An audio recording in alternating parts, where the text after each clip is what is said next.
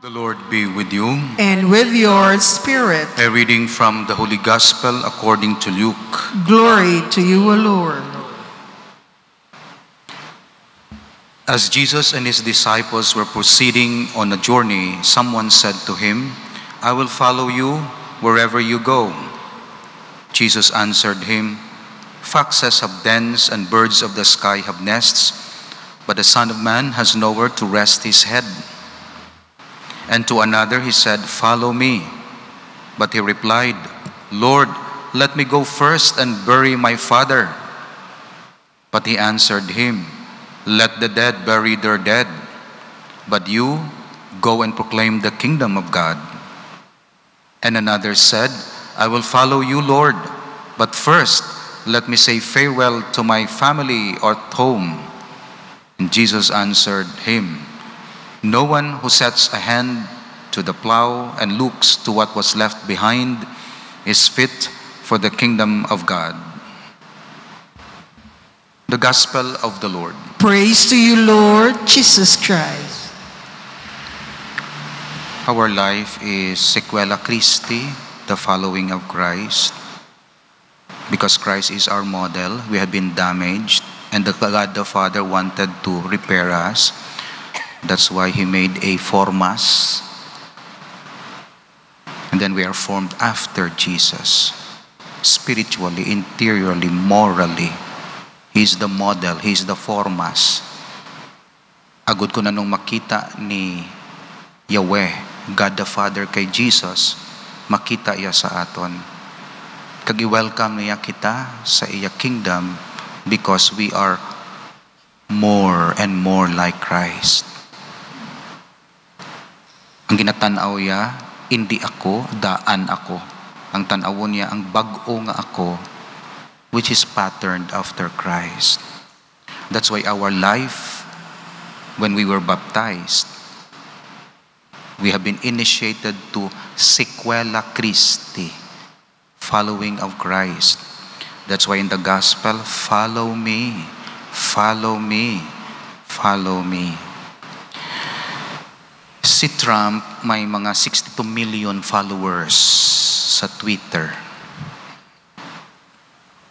Ako ay nagawa ko ga Facebook. Sang una ka Facebook ako, galing kay kita ako nga apektado ako. Kaya kung buksan ko ang Facebook ko, hindi na ako kaobra. Oo. May greetings diri, may greetings dito, may pamangkot diri. Father, mapakasalan ng mga requirements. Kakana, tinahuya ka man nga hindi mo pag-subton sa Facebook. Father, pwede ka kamisa sa patay. Sa Facebook. Father, may pamangkot ako. Pwede ba lang amon ni? Amon na pa man.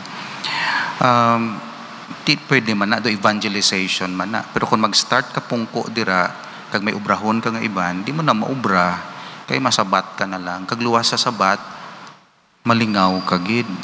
May kaladlawan diri. May gaaway nga leon kag manog diri. May didto naman nga nagasaot-saot. May diri naman nga, may bago naman nga sine. May click ka lang. Malingaw kagid. May dito naman nga sinuto nga mga artista nga nag-away. Basta malingaw ka. Kada mo na maano kagid, malingaw. Ito ba dugay? Click mo naman. Lazada naman.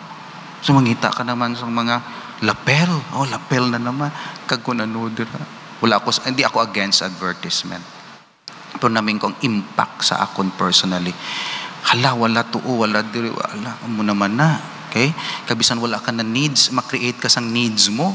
Kaya may gina-offer na barato.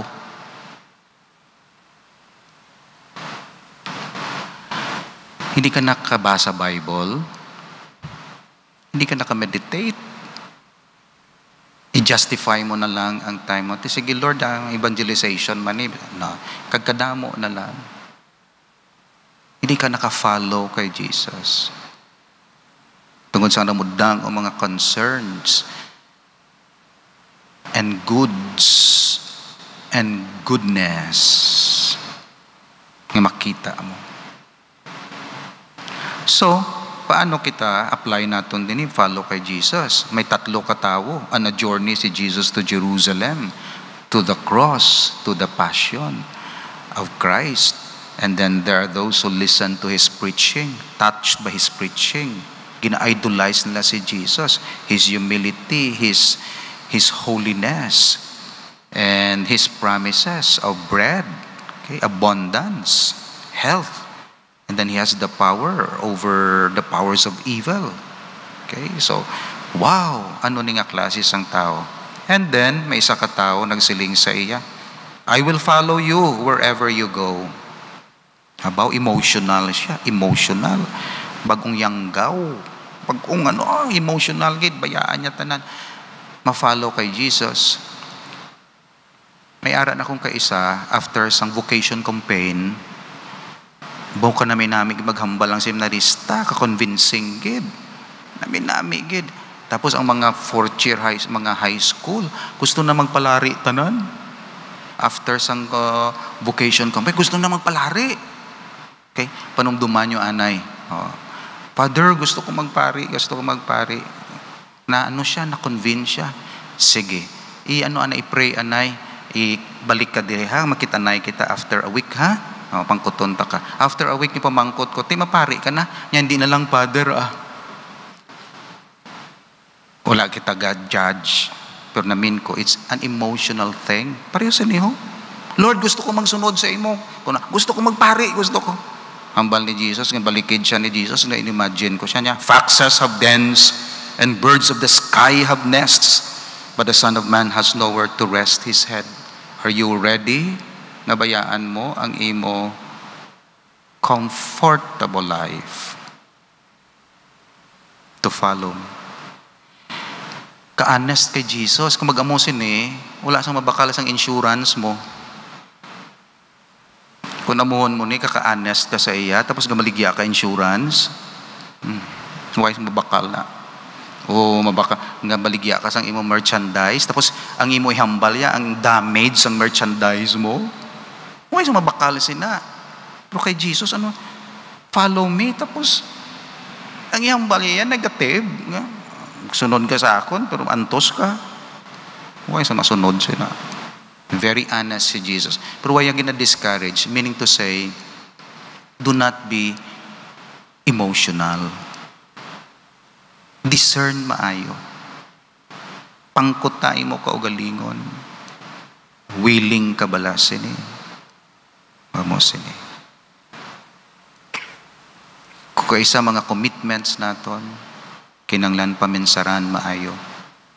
Is not only interest in God, but commitment to God. Iban nga tao, interest lang sa Diyos. Interested lang sila sa Diyos. Pero hindi sila committed sa Diyos. Kag-honest si Jesus. Wala yung gina-discourage, kundi hambal ya. You will have your reward. But remember, you will be tested. Dodaan mo na siya. You'll get the grace. But remember, the world will hate you. Ang imo ginapanumdum ang reward. Huwag mo ginapanumdum ang proseso sa pag-gain siya ng reward. Ang ako ni hinablos, gusto din mag-manager. Ay, Ginoo ko. Bago ka palang ka-graduate, ma-manager ka na imo ya. Start from zero, below, pasaka.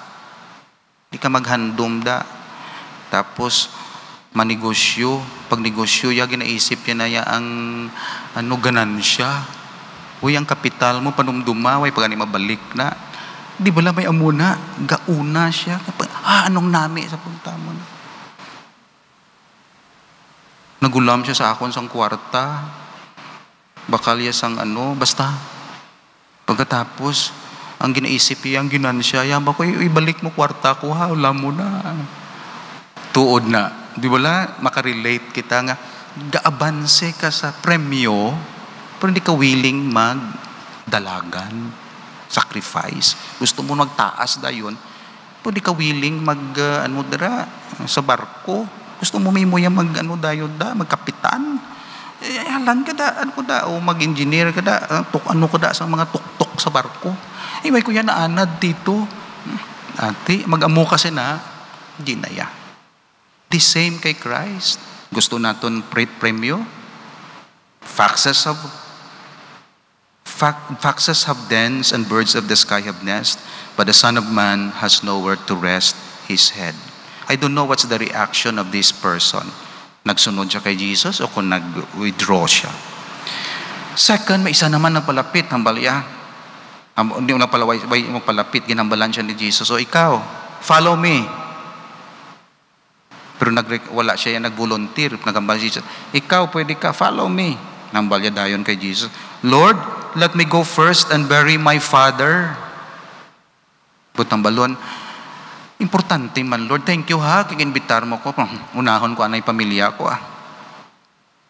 Too much love for the family sometimes is an obstacle to following Christ. Familism. May paryente man ako, bahala ng paryente ko, kay may video, bala nila kung sinuna sila. Basta ginhambal ko lang, kung may na-mention na ngalan, sample malang. May excursion, Holy Week. May excursion sa island. Holy Week. Hambalan ko sila, Katoliko kamo. Holy Week sa simbahan ng focus. Yan di parang nga may banding-banding kami sang family. Wrong. Amuning sample ginaunang love of family, which is important. Pero ang problema mo, when you exclusively take the love of the family as your number one priority against the love of God. Amuning ginambal ni Jesus. Follow me. Hambal sang tao. Lord, let me go first and bury my father. Ginbaligid siya ni Jesus na let the dead bury their dead. But go and proclaim the kingdom of God. Love your parents man, honor your father and your mother, hambal ni Jesus. Pero ang focal point is always the love of God. When you love God, you love your parents more. Wala nagabuhin na. In fact, the opposite is true. When you love too much your parents, hindi ka nakalove sa Diyos. Pero ang opposite, you love God, tudluan ka sang Diyos to love your family. Meaning to say, unaha anay ang iya sang Diyos. Kagtanan-tanan, hindi na madula. Madipen pa ina ka ma-strengthen. Another man, nagpalapit kay Jesus, I will follow you, Lord. But first, let me say farewell to my family at home. Meaning, akon nga mga friends, kag mga relationships, akon nga mga enjoyment sa akon kabuhi, must say goodbye ako anay. Jesus said, no one who sets a hand to the plow and looks to what was left behind is fit for the kingdom of God. Meaning, anong focus mo? Focus on your faith sa Diyos. So kung may focus ka, hindi ni sila makaladula. Mabutang pagani sila sa eksakto nga place nila. Proper place. May harmony. Seek ye first the kingdom of God, and everything shall be added unto you. That's why I like the prayer, permigid, na remind ko gid akon self. I'd like to remind you also, doing your will does not harm me. And doing your will does not harm my family. And doing your will does not harm the community. Kagamuning hambal ni Jesus. Sundalang ko bala. Follow me. Hindi ka ma-damage. Patungod laksang faith mo, abi mo ang pamilya kag Dios gakontrahanay. Abi mo ang imo comfort kag ang Dios gakontrahanay. Abi mo ang imo friendship kag ang Dios gakontrahanay. No, hindi sila exclusive. Inclusive sila. It's a matter of prioritization. It's not emotional thing to follow Christ. It's a commitment. It's not a peripheral thing. It's a central thing. And it's not just like an addition. It's a focal point of our life. That's why we try to follow Jesus, and everything shall be added unto us. Amen. May your mercy, we beseech, O Lord, be with your people who cry to you, so that what we seek at your prompting we may obtain by your ready generosity, through Christ our Lord. Amen.